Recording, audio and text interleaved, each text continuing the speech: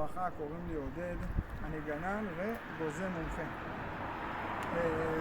אנחנו נמצאים עכשיו בסוף החורף, בלועזי מרץ, עברי אדר א', זמן מעולה לגזום עצים נשירים, כל העצים הנשירים זה זמן טוב לגזום אותם. למה זה טוב לגזום עכשיו? עוד מעט תהיה הפריצה שלהם, ולפני שהם יצאו, אנחנו רוצים שהם יצאו על הענפים שאנחנו נשאיר אותם.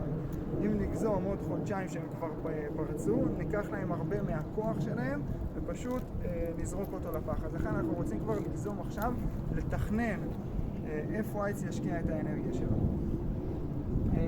טוב, אז אנחנו באים לגזום, אנחנו קודם כל צריכים להגדיר מה מטרות הגיזום. יש לי פה עץ שזיף פיסרדי, שמבחינתי הוא עץ נוי, הוא מניב לי איזה 2 פירות בשנה, אבל מבחינתי הוא עץ נוי, וזה המטרות שלו.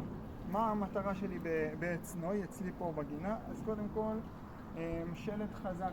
אני רוצה שלא יהיו לי שברים, אני רוצה שהבסיס יהיה חזק. זה אחד. 2, אני רוצה את האיזון של הנוף, כן? שלא יהיה לי איזה שהם ענפים שממש מושכים לצד אחד ובמקום אחר לא. זה גם יכול לגרום לאיזה שהם שברים וכל מיני בעיות אחרות. דבר נוסף, פטריות, אוקיי? אני לא רוצה פטריות, אוקיי?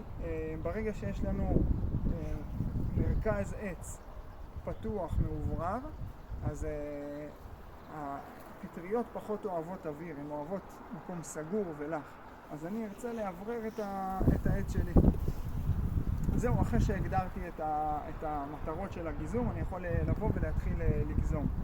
עכשיו, לגבי שלד, בהמלצות של משרד החקלאות, תמיד על כל פיצול אחד, אנחנו לא עושים יותר מ2 ענפים. זאת אומרת, תיאורטית, פה היה אמור לצאת לי רק 2 ענפים. בפועל, ממש קרוב אחד לשני, אנחנו יכולים לראות 4 ענפים. יש פה 1, 2, 3, 4, זה ממש קרוב אחד לשני.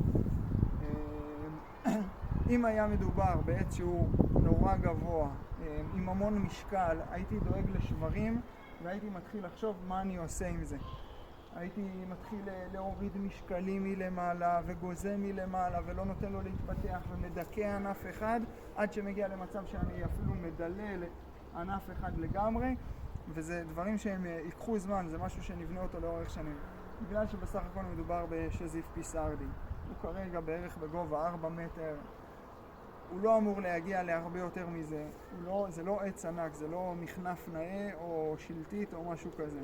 לכן החשש שלי משברים הוא נורא קטן, אז אף על פי שהשלד, הבסיס, הוא לא בנוי לפי הפרוטוקול של משרד החקלאות, אני לא דואג מזה. אוקיי, אז מה אנחנו צריכים לעשות בשביל לגזום? צריך להביא מזמרה. אוקיי, מזמרה פשוטה כזו.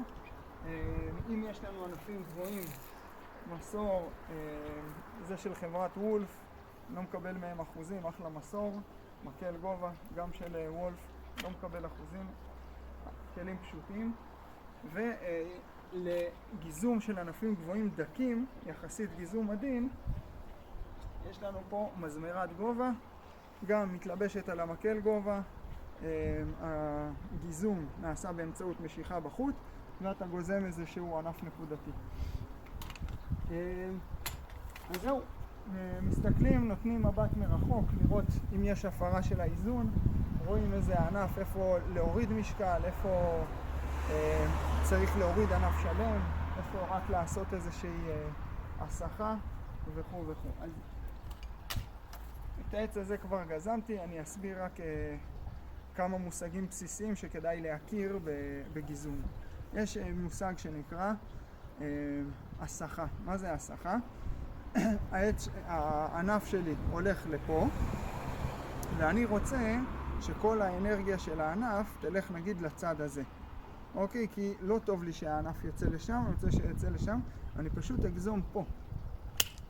ועכשיו כל האנרגיה תלך לשם. אוקיי? אם נניח העץ לא היה מאוזן והוא ברח לי לשם ופה היה מעט ענפים, אז זה מה שאני אעשה. אני אגזום ככה, אני אוריד חתיכה שירדה לשם. מה זה דילול? דילול זה אומר שאני מוריד את כל הענף כולו. אני גוזם עד לבסיס שלו. זה דילול. כשיש לי ענפים פנימיים יחסית קטנים ואני רואה שהם מתחילים לצמוח, אחלה זמן לעשות דילול. אני פשוט גוזם בפנים, מנקה את כל הענפים שפונים פנימה, שמתחככים אחד בשני, וחוסך לעצמי הרבה צרות בעתיד. מה קורה לשני ענפים שמתחככים? בעתיד הם מתעבים, הם יכולים לדחוף אחד את השני ולגרום לשבר. ברגע שיש שבר, הפצע הוא לא מבוקר ויש לנו פצע גדול עם מקום למזיקים ומחלות להיכנס פנימה. איפה גוזמים? אז יש מקום שהעץ מסמן לנו איפה לגזום.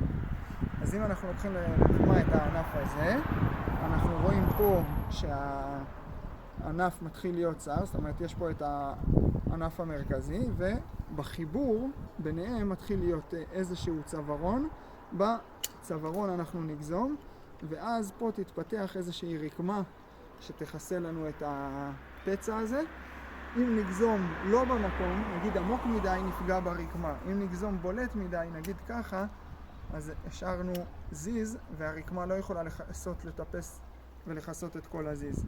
לכן צריך להקפיד על מיקום. אז בהצלחה רבה, צאו לגזום ותחסכו הרבה מחלות בעתיד מהעץ.